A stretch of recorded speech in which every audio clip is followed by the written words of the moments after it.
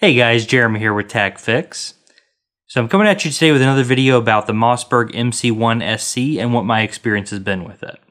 Now in the last video, we took a look at some of the basic functions and features. Some really cool stuff about this is the flat face trigger, the fact that it can interchange with Glock 43 mags and fits in most Glock 43 and Glock 43X holsters. All of those are big pluses for me. I love when a gun can be a little bit more universal and use off-the-shelf parts. Speaking of which, they also use SIG sights, so you can use replacements that are already out on the market and everything's good there.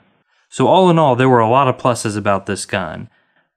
For more of the specs and the details on this gun that we covered in the last video, don't forget to hit the link up in the upper right hand corner and you can get all the information on that.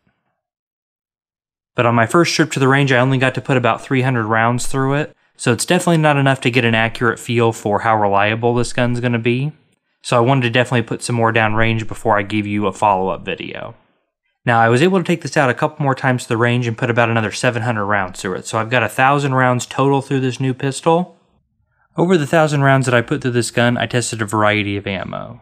The rounds have been a combination of brass, steel, and aluminum from Federal, Fiocchi, Winchester, and Tull ammo. All full metal jacket, all 115 grain.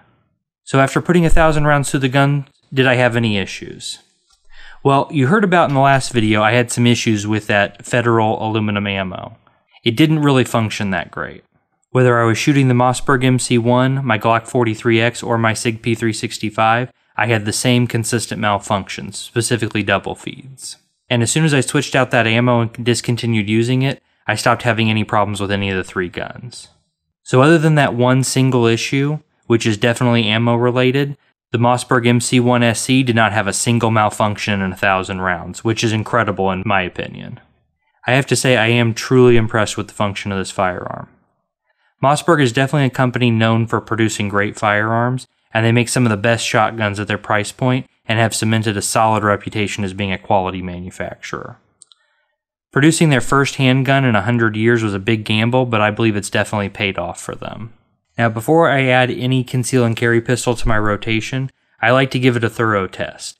Usually that's at minimum 500-600 rounds. And I have to say, after 1,000 through this one, it's definitely going in the rotation with my SIG P365 and the Glock 43X. Now, I know I've mentioned this once before, but I have to say, knowing that I'm not going to have to go out and purchase a bunch of new holsters for this is going to be really great for me. I don't mind going out and spending the money on good gear, but whenever you have something that's going to allow you to use that gear with more than one pistol, that's definitely a plus.